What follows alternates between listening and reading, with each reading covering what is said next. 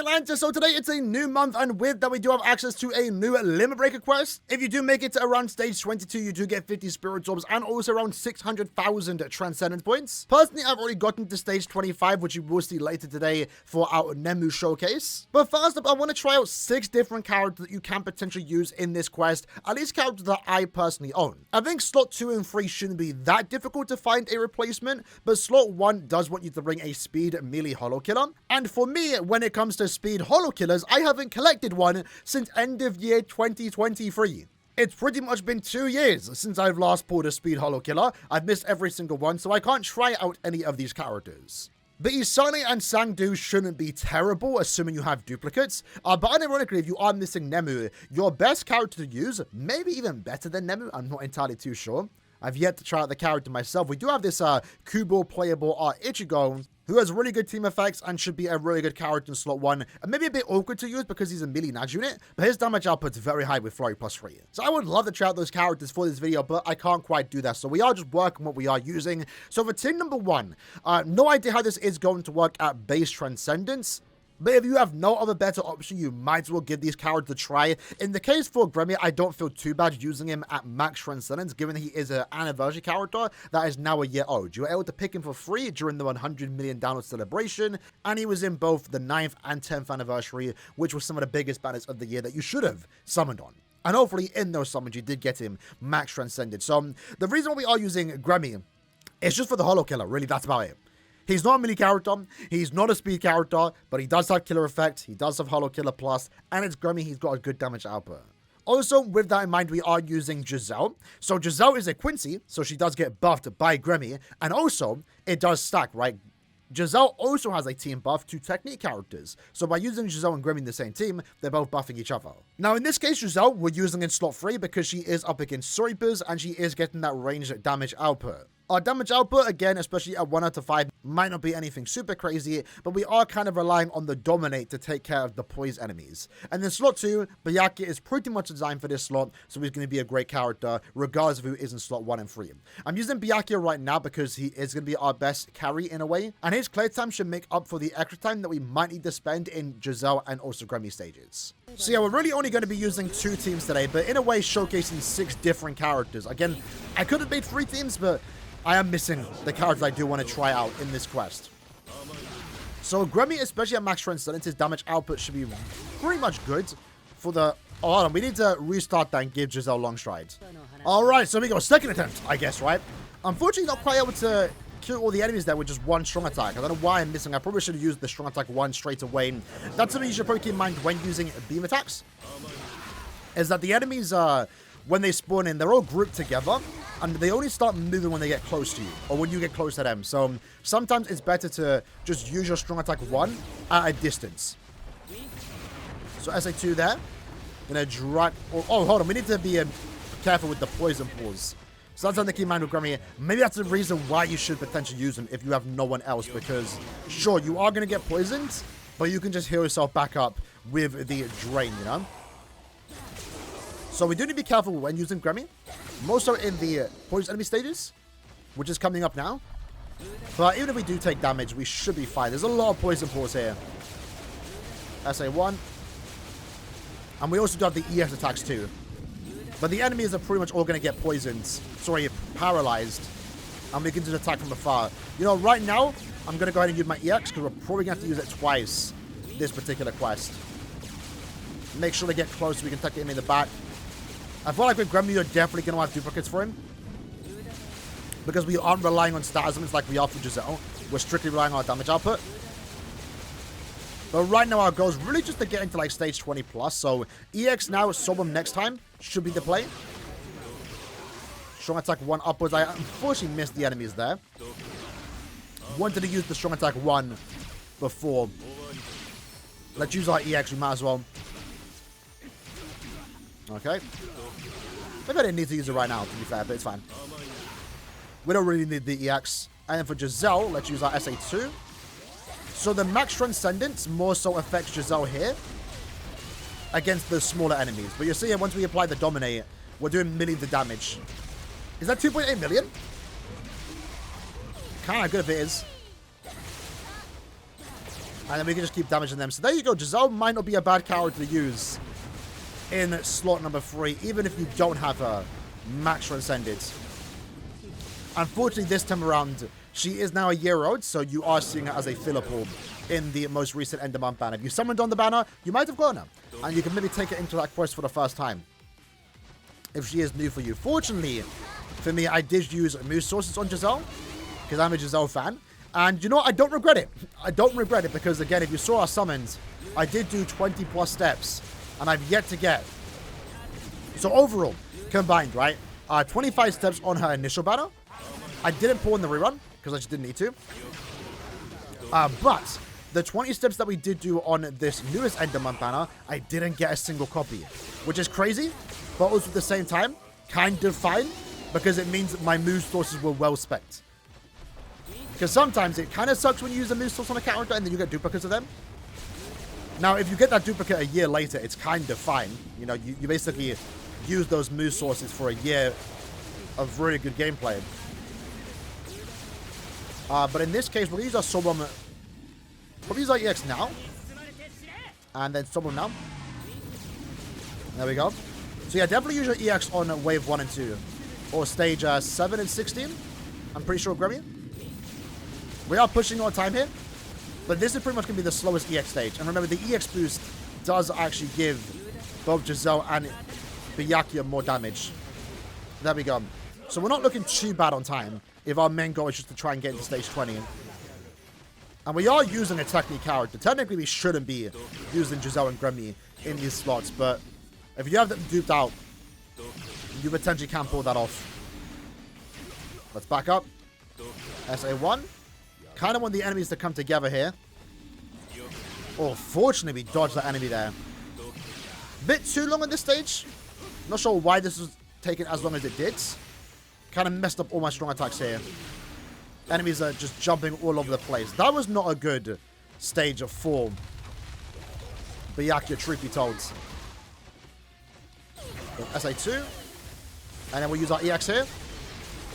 That should guarantee our status procs.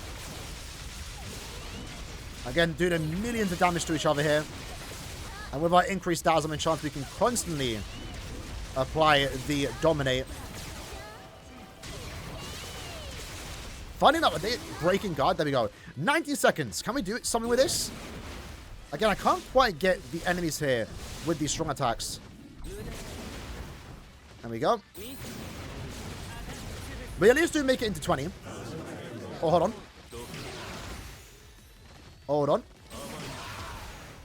So just about made it into stage 20. I think if we had like 10 seconds to spare, we would make it into 22. But that does give us the platinum, right? Or the rainbow. Yeah, rainbow is the main goal we are going for here.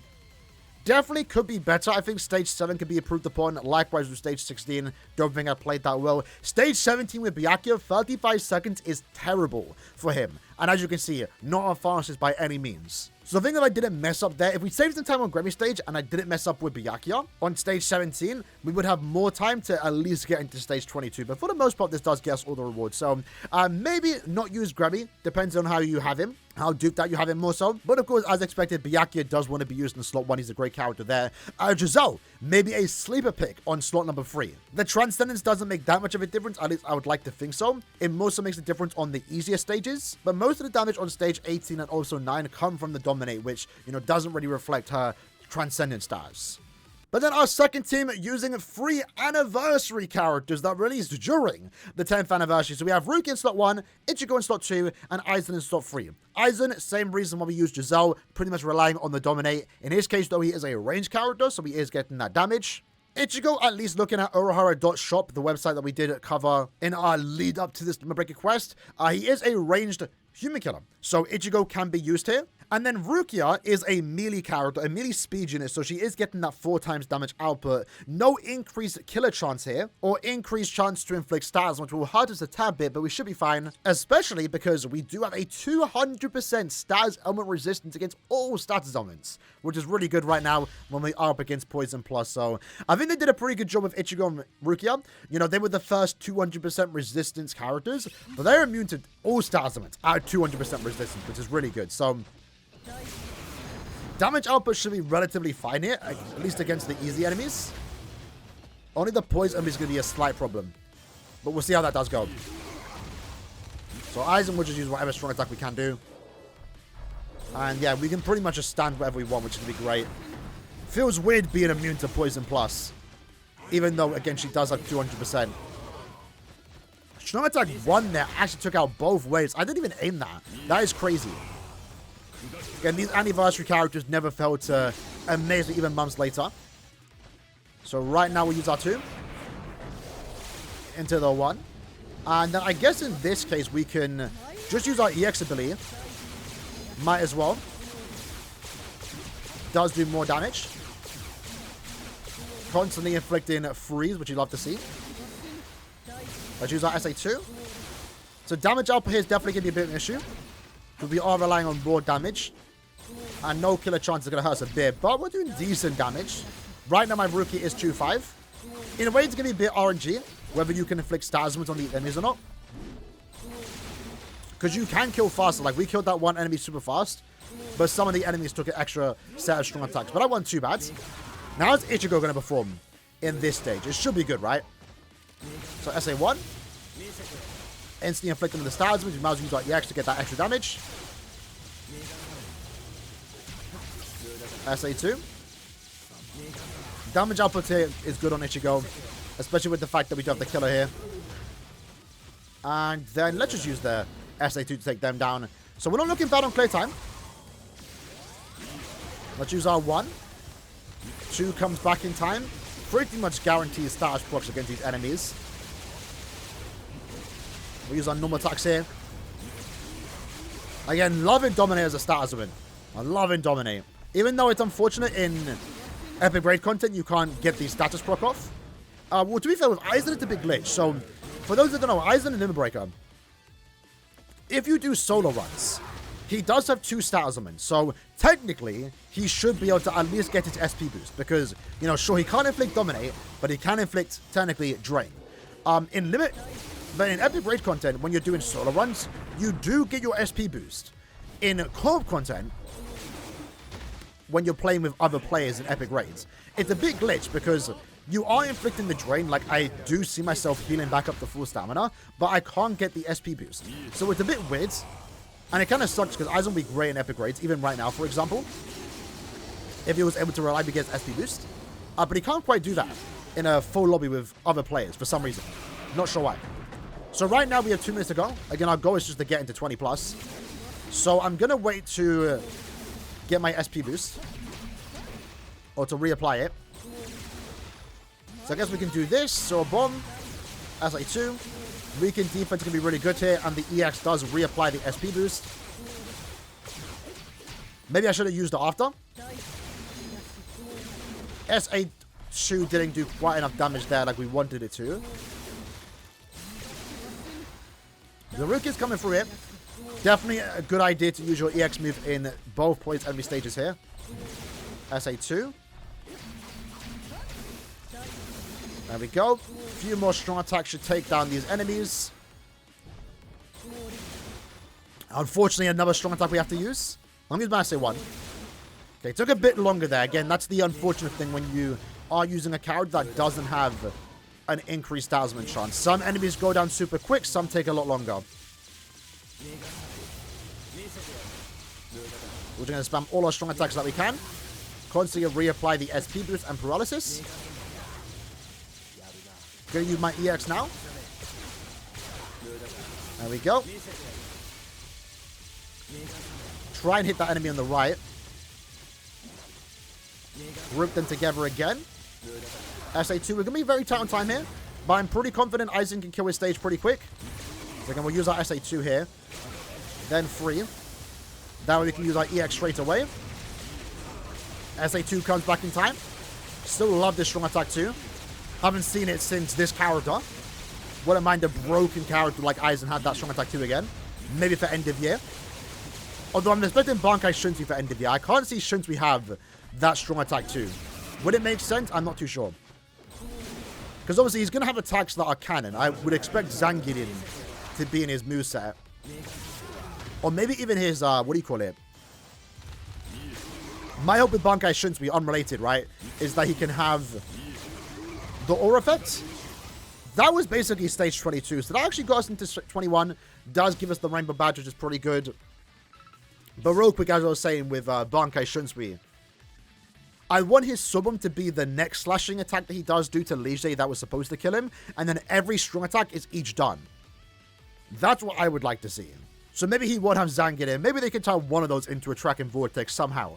But maybe they're selling it for a Bankayama, which I would like to see. So, interestingly enough, both teams that we did use here got to stage 20. So, I think this is probably the best team that you can use. Maybe you want to take out Ichigo for Aizen, or Byakuya, sorry. Because Byakuya did seem to clear faster, and that would most likely get into stage 22. So, yeah, Rukia doesn't seem... To be fair, it was quite slow. 54 and also 41, but it's enough to at least get your rainbow badge and maybe get all the rewards if you do have Rukia. Again, I was in a situation where if I didn't pull Nemu, I would have pretty much no one other than Rukia to use. So fortunately, I was able to at least fall back on her. Or at least I would have been able to fall back on her had I not pulled Nemu. So yeah, 6 good characters to use for this month's Limit Breaker quest. There are a few more characters that you can use, but again, I don't have all of them. Let me know in the comments below what team and characters you did use. Maybe you found success with other characters that I didn't showcase today. I'm curious to know. And I'll see you guys next time. Take care and peace.